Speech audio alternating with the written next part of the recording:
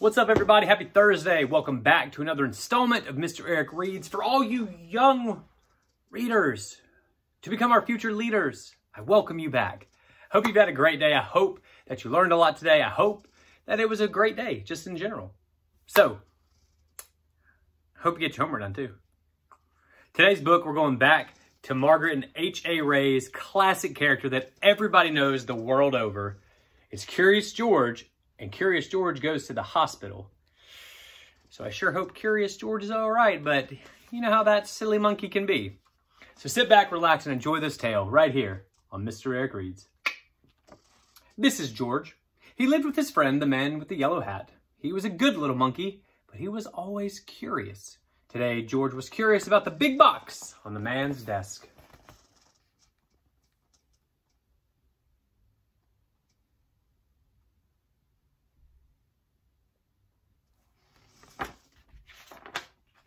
What could it be? George just could not resist. He simply had to open it. It was full of funny little pieces of all sorts of shapes and all sorts of colors. George took one out. It looked like a piece of candy. Maybe it was candy. Maybe he could eat it. So George put the piece in his mouth, and before he knew it, he had swallowed it.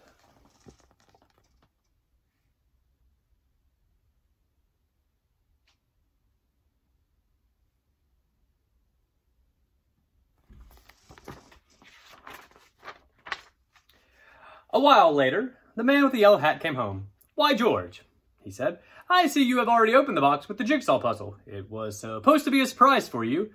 Well, let's get to work on it." Finally, the puzzle was finished. Well, almost finished. One piece was missing.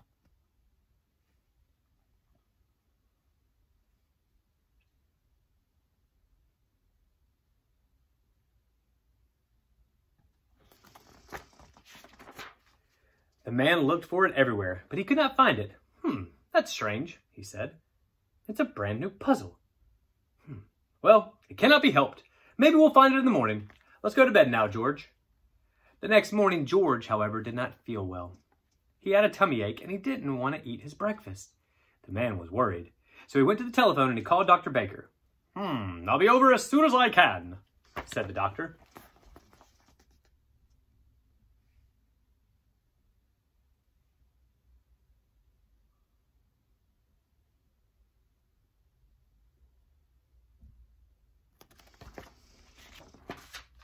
First, Dr. Baker looked down George's throat and felt his tummy. Then he took out his stethoscope and he listened. "I'm not sure what's wrong," he said. "You'd better take George to the hospital and have an x-ray taken. I'll call them and let them know you are coming." "Oh, don't worry, George," said the man when they arrived to the hospital. "You've been there before. You know, when you broke your leg. Remember how nice the doctors and the nurses were?" George held his big rubber ball tight as they walked up the hospital steps.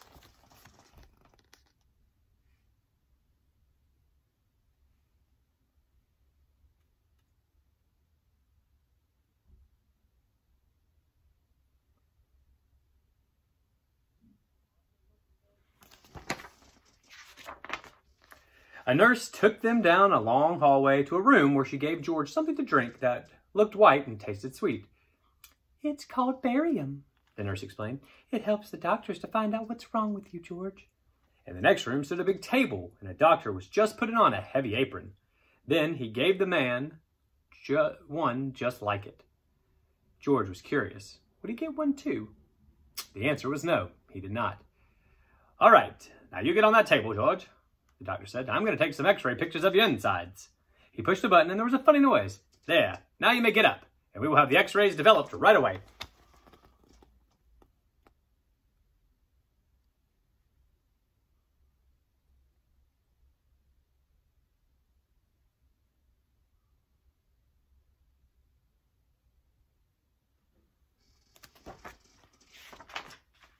Now let's see. There it is. There's something that it shouldn't be," said the doctor when he looked at the x-rays.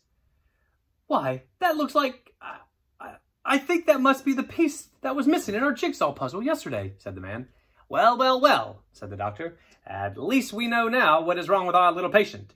I'll tell Dr. Baker right away. George will have to stay in the hospital for a few days. They'll put a tube down his throat to get the piece out.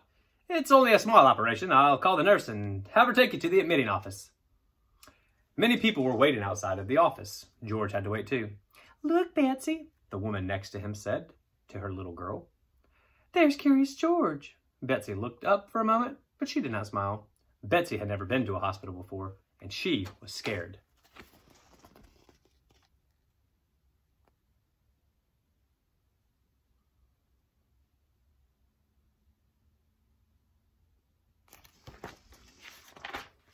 Finally, it was George's turn. A pretty young nurse took him to the next room. My, how many rooms and how many nurses there were. One nurse wrote down a lot of things about George, his name and his address and what was wrong with him. Another nurse put a bracelet around his wrist. It says your name on it, George, she said, so that everybody knows who you are. Then a pretty young nurse came back. My name is Carol, she said. I'm going to take you to your room now. We call it the children's ward, and put you to bed. There are lots of children there to keep you company.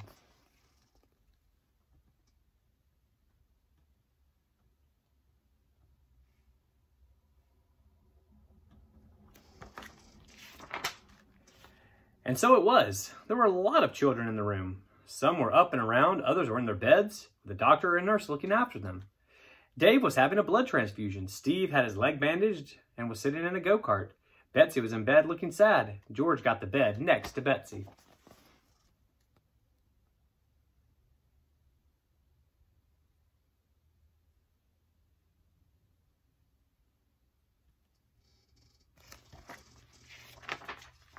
George was glad when he was in his bed at last. His tummy was hurting again, though. The man sat with him for a while. Now I have to leave you, George, he finally said. I'll be back first thing in the morning when they take you to the operating room. Nurse Carol will tuck you in when it's time for sleep.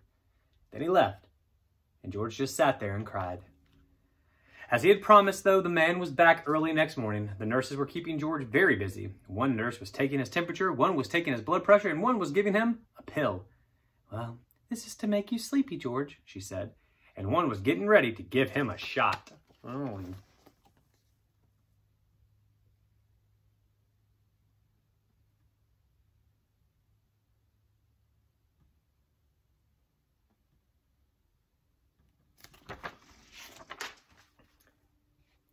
It's only going to hurt for a minute, George. Just for a moment, said the nurse. She took the arm and George let out a scream. Yay!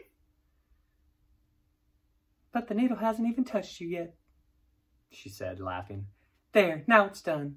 That wasn't so bad, was it? No, it really was not. But anyway, it was over now. By the time the attendant came with the stretcher to wheel him to the operating room, George was getting very sleepy. He tried hard to stay awake. He was curious to see what would happen next.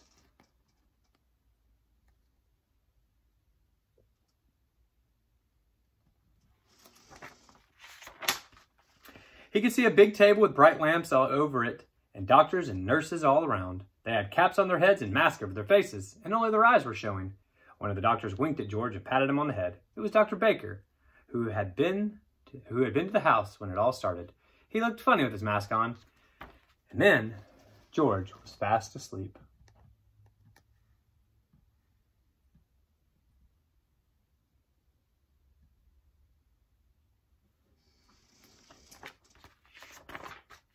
When George woke up, he did not know what happened. He did not even know where he was. Then he saw Nurse Carol. It's all done, George, she said. They got the piece out, and in a day or two you'll be running around again. The man had brought him a picture book, but George felt dizzy and sick. His throat was hurting too. He was not even curious about the new book, so he just closed his eyes again. We'll let him sleep, said Nurse Carol. The more he sleeps, the better. The next morning, George did feel better. He even ate a dish of ice cream. Dr. Baker came to see him, and the man, of course, came too.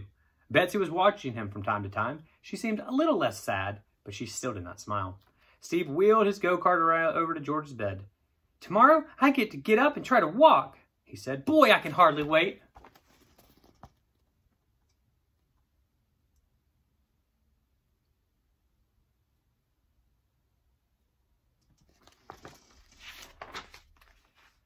I'll take you to the playroom now, George, Nurse Carol said the next morning, and in the afternoon your friend will come and take you home. The playroom was full of children. A lady was showing Betsy how to finger paint. There were all sorts of things to play with, even a puppet theater, and that was just the thing for George. He had 4 hands, so he could make 4 puppets at the same time. George gave a real puppet show with a dragon and a clown and a bear and a policeman. The children laughed and shouted, and even Betsy, for the first time, smiled a little.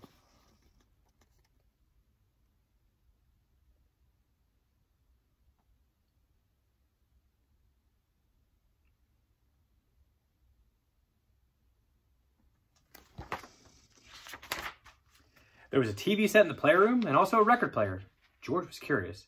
If he climbed on the record player and turned on the switch, would it go round and round like a real merry-go-round? And it did. It started slowly, but then it went faster and faster, and whoopee! George had lost his balance and was sailing through the air.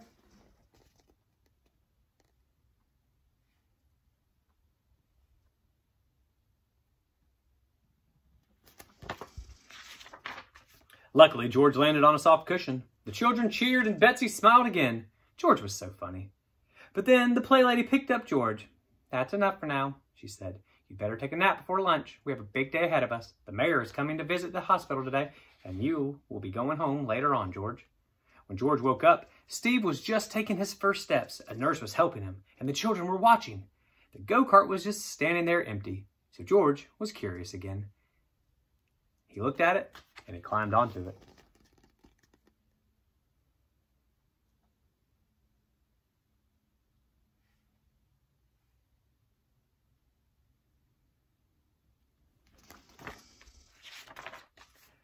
Then he grabbed the wheels, and then, while no one was looking, he wheeled the go-kart right out of the room. George could make that go-kart go very fast. It was fun. Down the hall he went. By now the nurse had noticed him, and came running after. "George! George!" she shouted.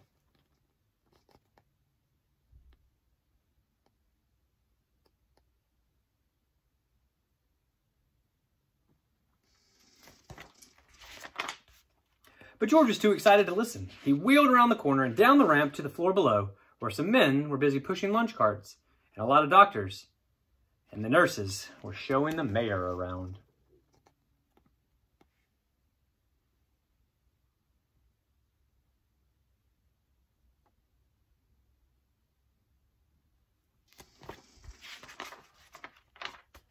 George tried to stop, but it was too late. Wham! The go-kart landed right in the middle of everything. Lunch carts tumbled. Spinach and scrambled eggs and strawberry jam were all over the floor. People fell over each other, and George was thrown out of the go-kart and landed right in the mayor's arms.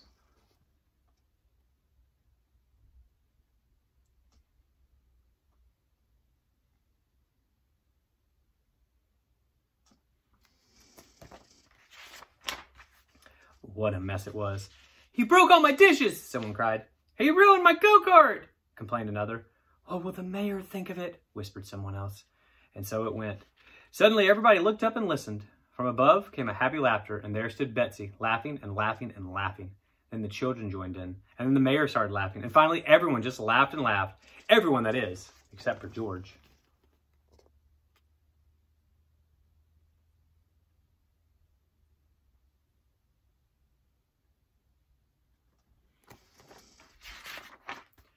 Betsy came running down the ramp, threw her arms around George and kissed him. "Don't be sad, George," she said. "The whole thing was so funny. I never laughed so much in my life. I'm so glad you were in the hospital with me." Now the director of the hospital spoke. "I am very sorry that this happened, Mr. Mayor, but I think we'll just clean this mess up and be done with it. George, you've made a terrible mess," he went on to say, "but you've also made our sad little Betsy happy again. And that is more than any of us have done. And now I see your friend has just come to take you home. So goodbye, George, and take good care of yourself."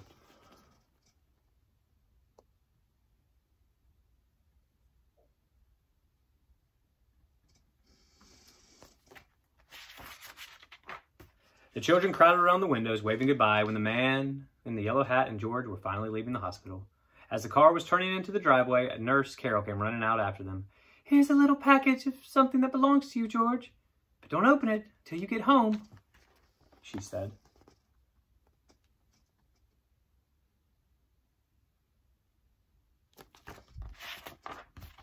George was curious what would it be. The moment when he got home, he ripped off the paper, and there it was, the puzzle piece that caused all the trouble. How nice of the doctor to save it for us. So now we can finish the puzzle. The end. I'm running out of time, guys. Stay safe, wash your hands, and practice kindness in everything you do. See you guys later.